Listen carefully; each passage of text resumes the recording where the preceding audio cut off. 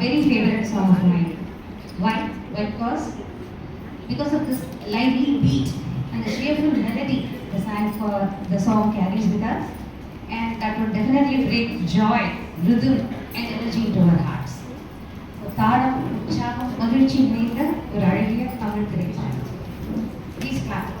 Join me. After he starts singing.